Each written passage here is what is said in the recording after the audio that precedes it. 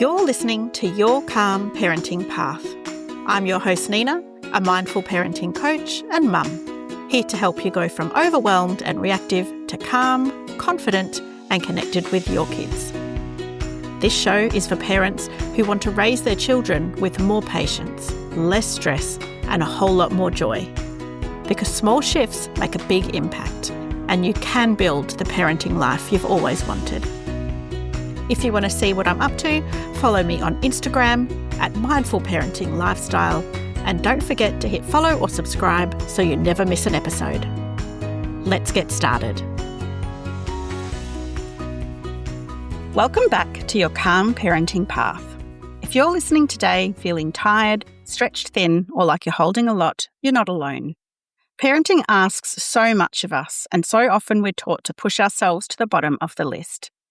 In today's episode, I'm joined by Meg Summers, a yoga teacher and business owner, to explore a question that sits at the heart of mindful parenting. How do we care for ourselves in a way that actually supports our parenting without adding more pressure or guilt? This is a gentle, grounded conversation about well-being, presence, and creating small moments of steadiness in the middle of busy life. Let's begin. Meg, thank you for joining me today. Yeah, you're welcome. It's great to be here. Yes. Thank you.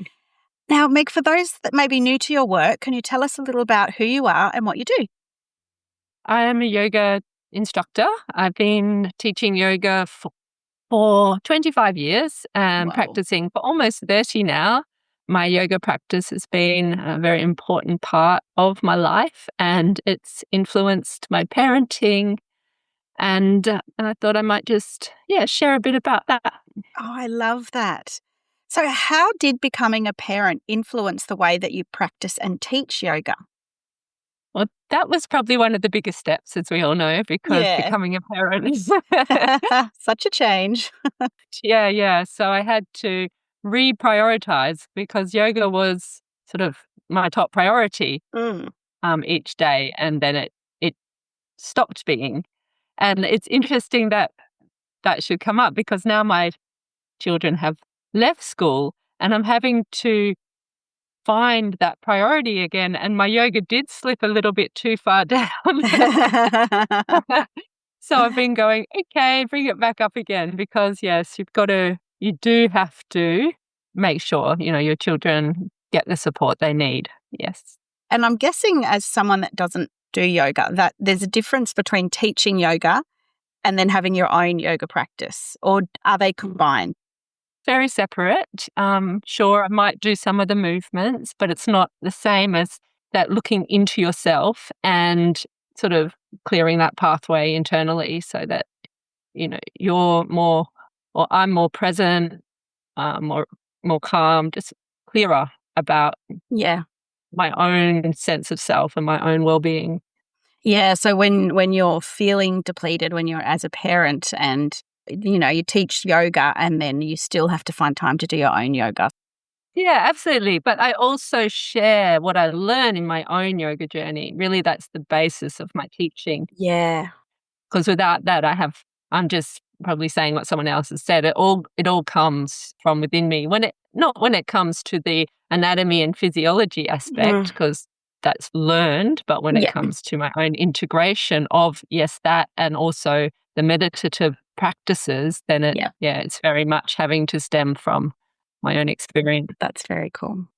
Many parents feel pressure to put themselves last. What do you see happen when parents don't look after their own well-being?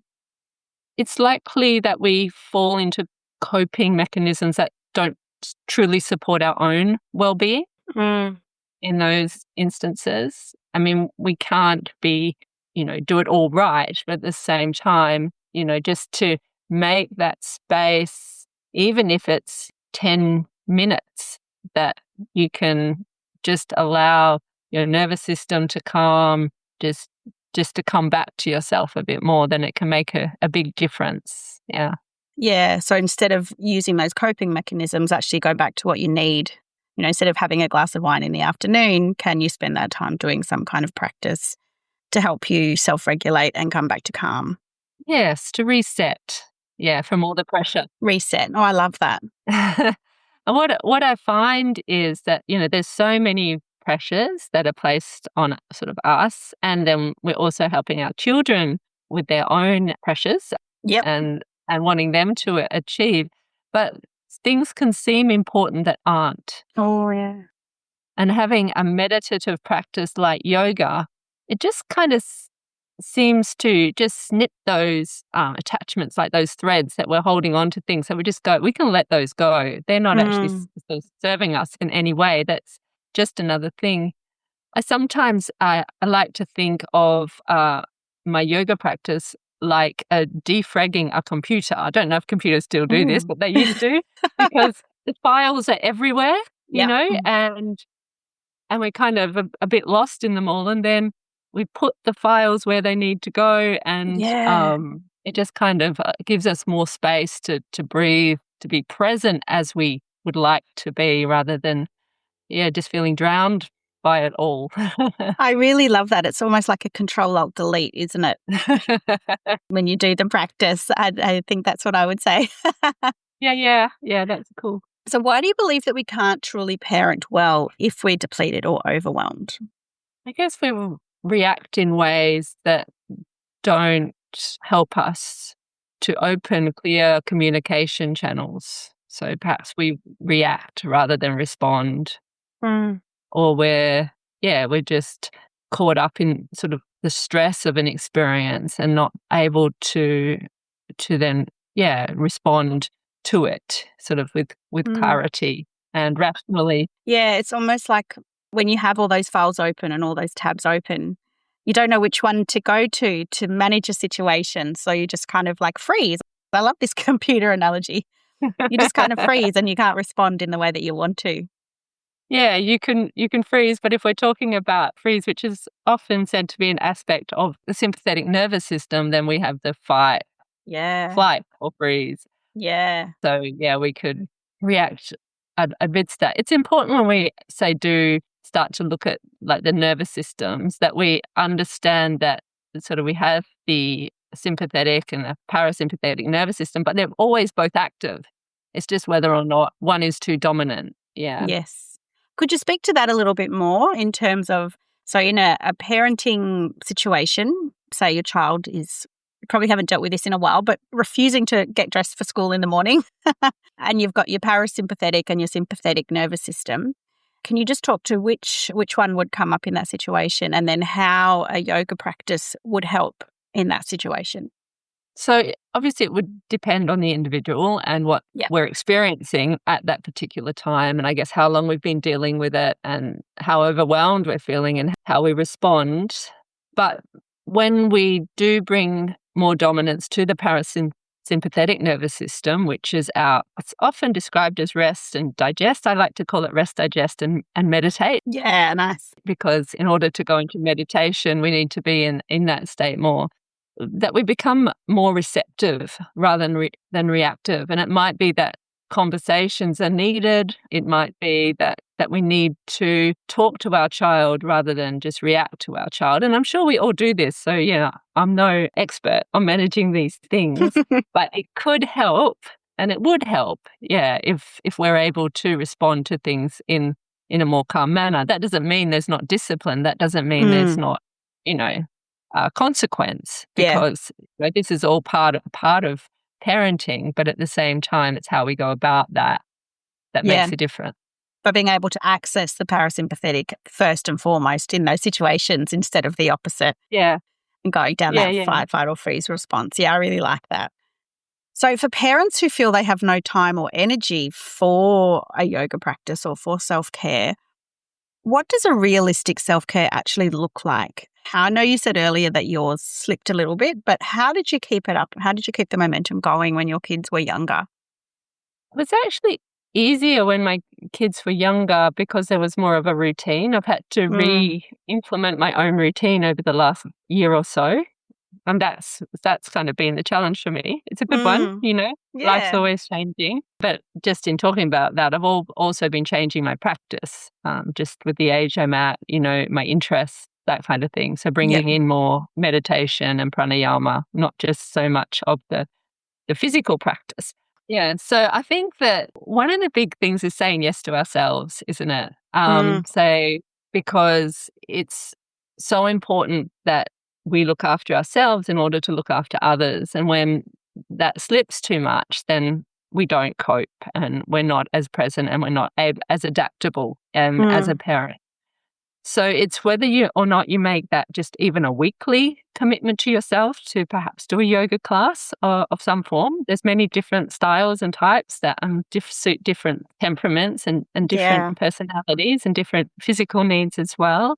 Or even if it was just a shorter practice, like daily or 2 or 3 times a week, just what you could fit in. But it's a really interesting process of integrating movement with these meditative practices because of the way it shifts not only the way we think, but what we're feeling and sort of moving us emotionally as well as mentally. So just that mind-body connection. Oh, Mm. I really like that. As you're speaking, I'm thinking to myself, oh, I should really get started with yoga.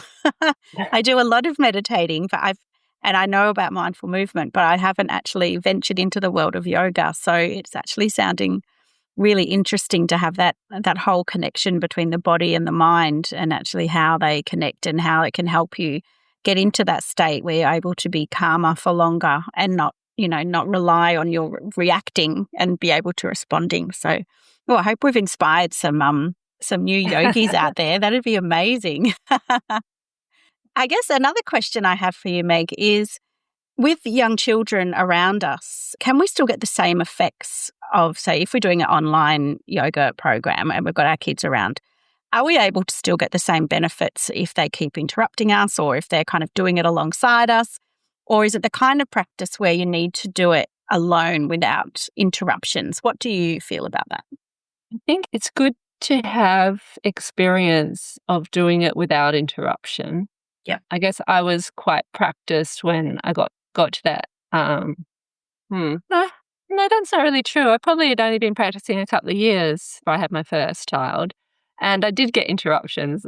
Some of them just still crack me up, like sitting in a lotus with my hands in the jnana mudra and ending up with a dinky in one car and a piece of Lego in the other, things like that. But your kids get used to what you do and Yeah, that's true. they adapt. So if you do need to do it with them apart, they might come and join you for a bit and then they'll wander off. Mm.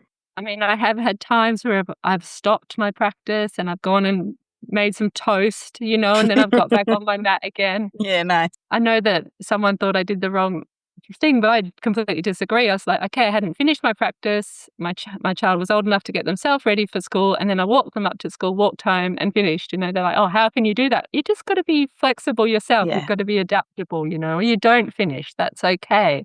yeah. It's just that you do something and just have that opportunity just to move, to breathe, just to reconnect a little Mm. deeper with yourself. So yeah, there's many ways that it can look. It doesn't have to look Yeah. a particular way. Yeah. I think that's really important for busy parents to remember. You don't have to look like you've just come out of a yoga studio with your perfect, your perfect active wear on and looking all lovely. You can actually just do it in your pajamas with your kids around you. If that's all you can manage, it's better than nothing.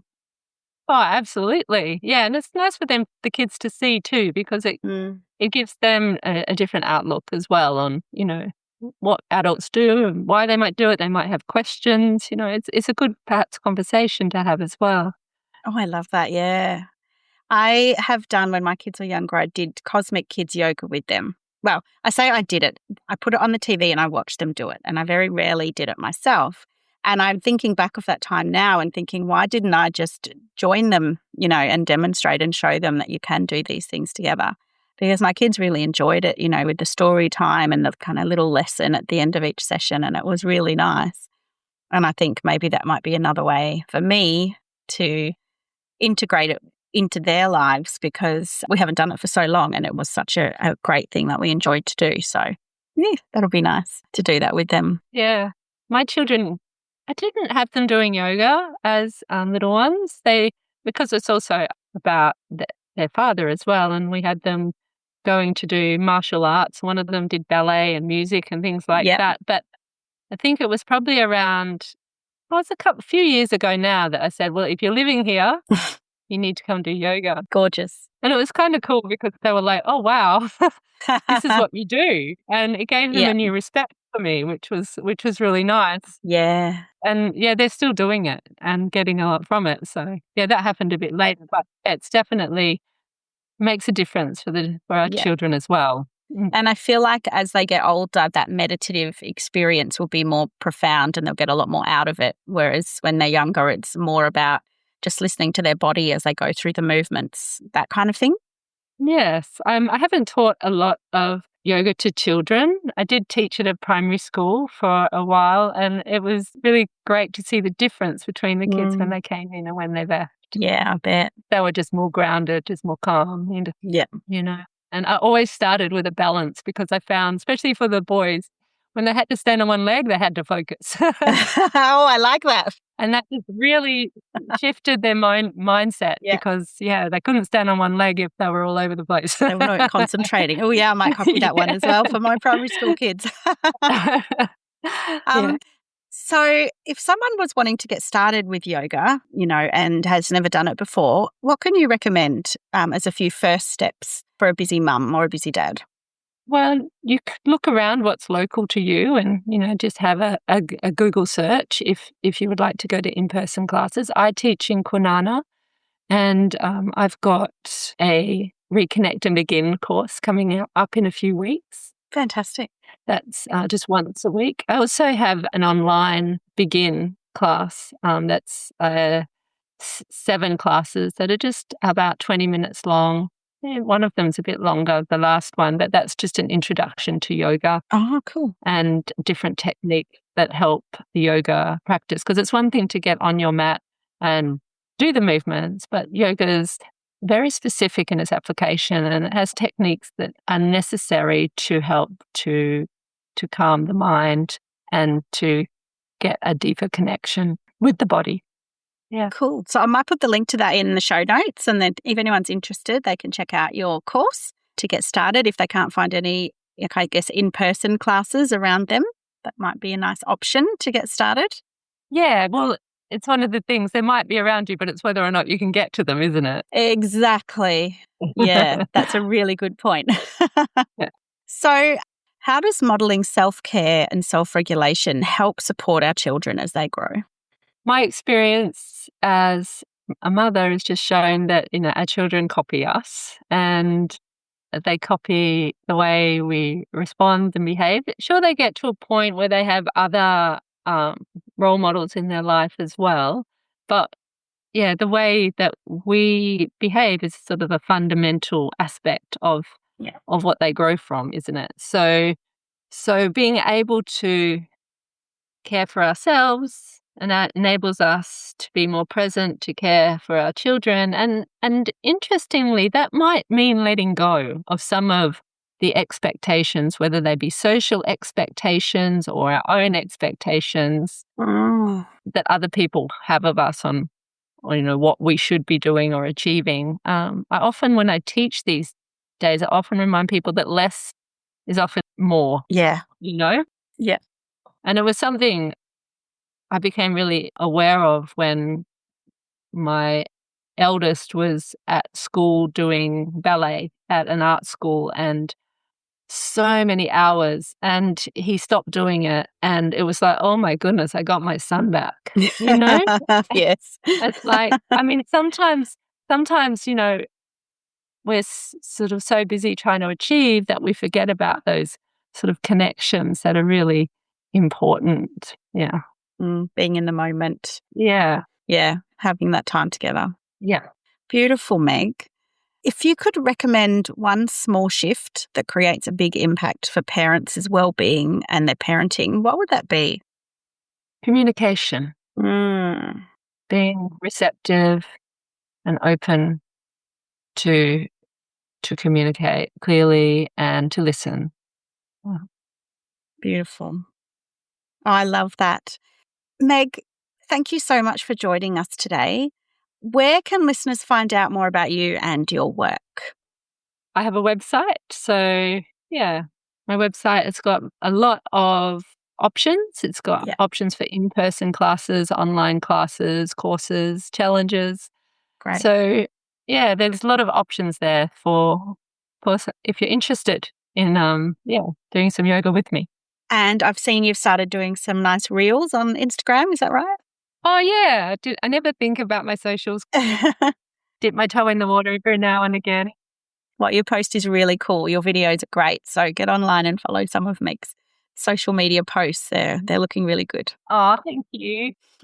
Thanks so much, Nina. Appreciate that. Yeah, no worries. So the best place, though, is the website to get all the information. Yes, absolutely. Cool. Well, thank you for sharing your wisdom and your lived experience with us today. If there's one thing I hope listeners could take from this conversation, it's this. Caring for yourself isn't something extra that you need to earn. It's part of how we show up for our children with more patience, connection, and ease. You don't need to change everything. Even small, compassionate shifts can make a meaningful difference for you and your family. If you'd like to learn more about Meg and her work, you'll find all the links in the show notes. Thank you for being here and for walking your own calm parenting path. I'll see you next time. Thanks for listening to Your Calm Parenting Path.